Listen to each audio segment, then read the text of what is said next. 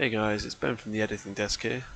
A quick apology to our Korean viewers, as if you're watching the series, you may notice that episode 6 doesn't exist for you. This is because the video was blocked in Korea by SBS because we used their video of Dazzling Red's performance. We tried a few workarounds, but we couldn't avoid the video being blocked, so the only advice from us, if you want to watch this video, is just to use a VPN and set your location as being outside of Korea. It was only blocked in Korea. We really hope this doesn't happen for any future episodes in this series, but we'll let you know if it does. Now, on to the video.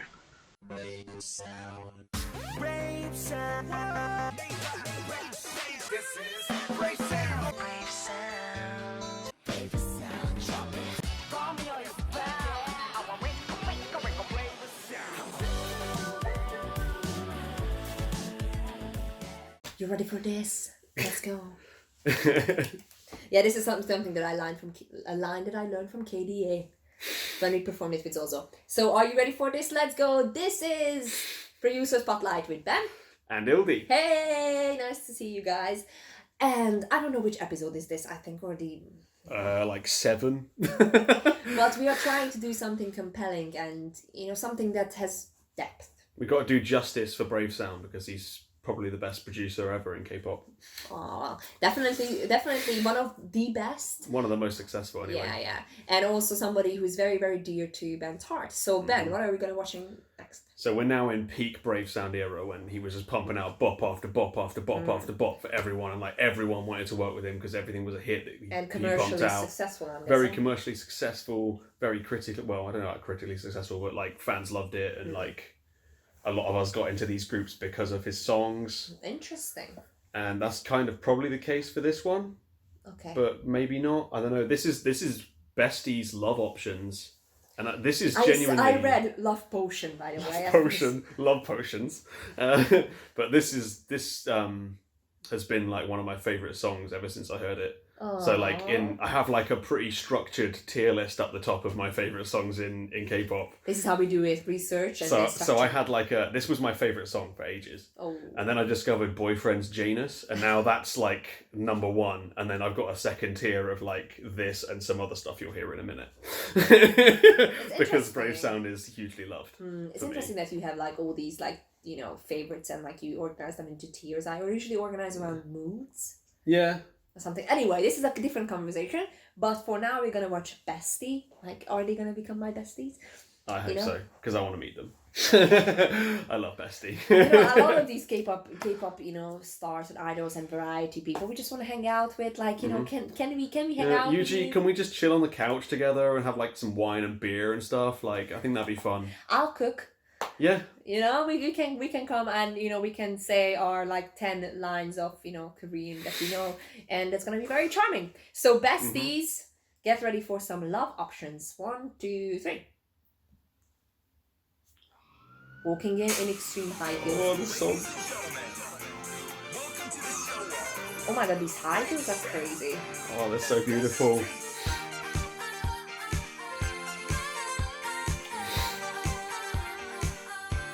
This already it's already kind of I remember these bars in Japan when I was there. Oh yeah? Yeah, then when you would have the maid cafes. Yeah. Oh. Young, so charming. She's pretty.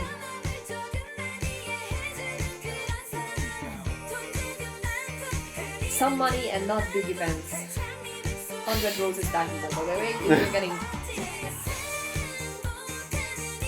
the reason why I'm singing this.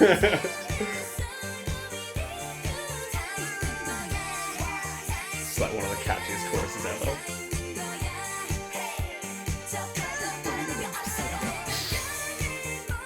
Who is the girl who sang the Opsayo? On the left now? I think so. Helium. I've seen her in some drama or something. Yeah, she did some acting. Yeah. She's also amazing in Bestie. Oh, this dance. This is a cool dance. It's so to be fun. fair, it's very important that they stay in one place because you can't walk in these baton shoes. Yeah. This is an elegant solution. You have to keep your balance. And the car. Mini limo. is Dahlia. A lot of people love her. This is a cool rap. You know this girl. She was in the unit. Yeah.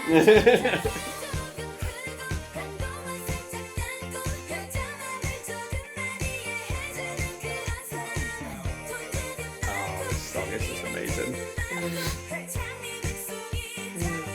Oh, they're so cute the way they are. Oh, Uji. Uji's my favourite. She's the main vocal right here. Big fan of Uji.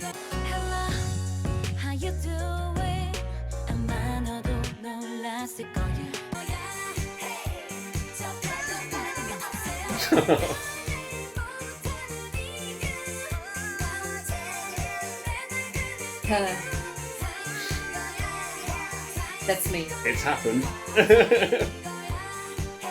No one will notice, just put it back. A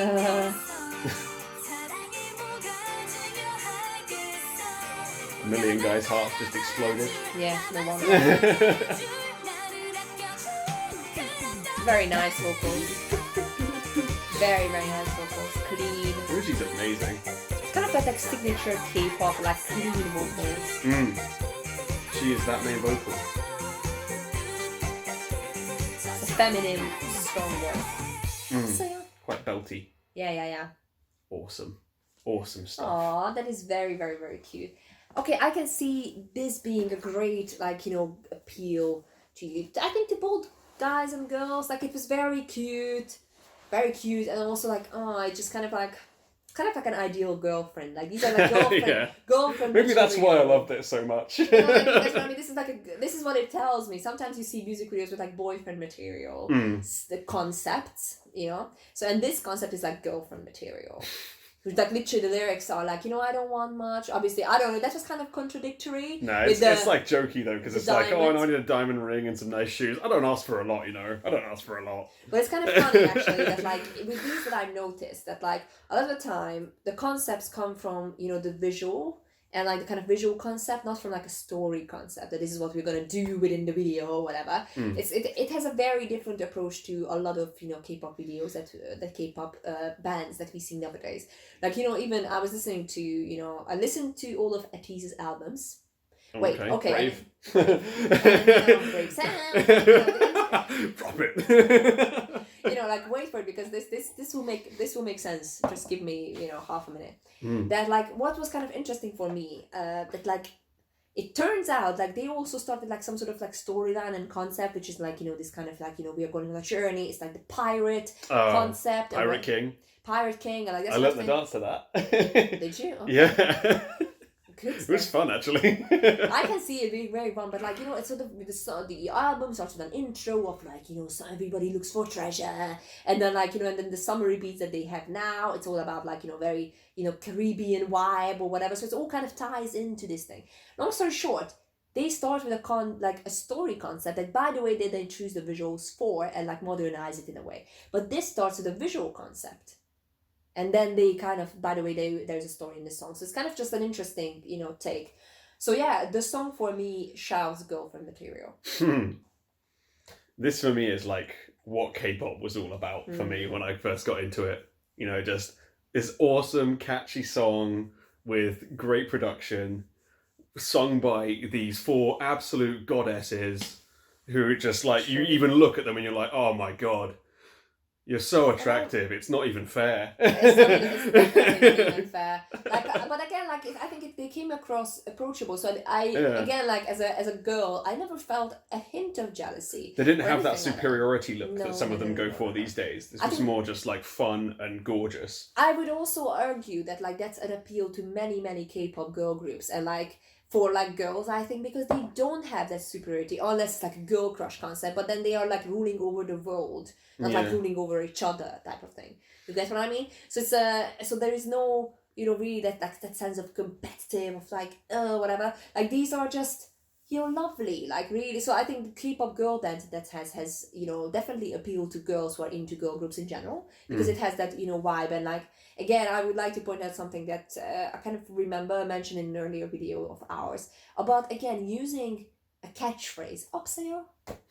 Yeah. And again, and that's gonna be, and then you're gonna just, it already, and that's, and then you're in. Once you hear that, you're just in. Choreography, very clever. They're just standing in one place. I mean, like, literally. And then they do the random little thrust on the second one round, because they start off with that, and then they do the, and then they do it another time, and they do like a power thrust in the middle of it, and it's hilarious.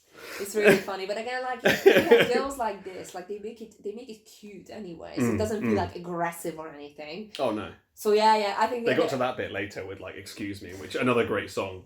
Please listen to Bestie; they're awesome. I think it has like a really, I love the funny part about, like, I'm just praying and like you set up that altar or whatever, and then like it all falls down. Yeah. I think that's kind of like, again, appeals, to girls definitely, in that sense that, like, even if it's not to that extent, you have your posters up, and you had like the stuff that you receive from like the guy or girl, whoever you like, and then you put it on, and like, so it's like that kind of happens, like you display those stuff. It's funny. Loved it. Okay, let's see what we have in store next. The next song that we're going to watch. It's funny with this one though, because like, this song is like a kind of an odd one out for Brave Sound, I guess, because this doesn't really sound like Brave Sound, at least to me. Like, there's still those like little, like, in the middle of it, like there's that, but like other than that, it's pretty like you might forget and think that this is Sweet Tune, because it's quite 80s. I'm not that big of an expert really to tell the difference, if I'm honest. Yeah, I listen to these guys' songs like way too much, so. But yeah, I had to include the song because I just love it so much. Like, the song just makes me happy, I listen to this and everything's okay again. Yeah, I think that probably, like, Everything's Okay Again, Miracle by Super Junior. I'm gonna get better. Oh yeah. That's the girl's equivalent. But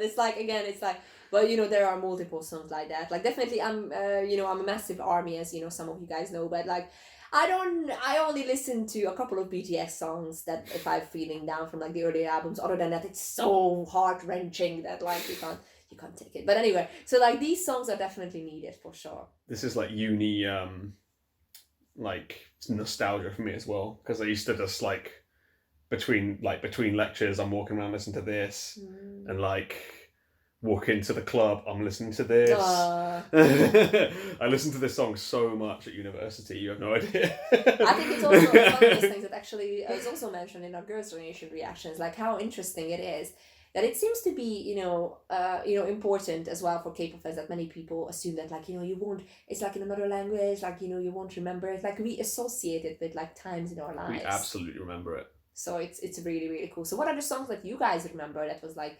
really a substantial memory, or, like, a support that you needed when some pick-me-up and something to cheer you up? Let us know. And also let us know what's your take on, Brave Sound's song with Bestie. See you soon.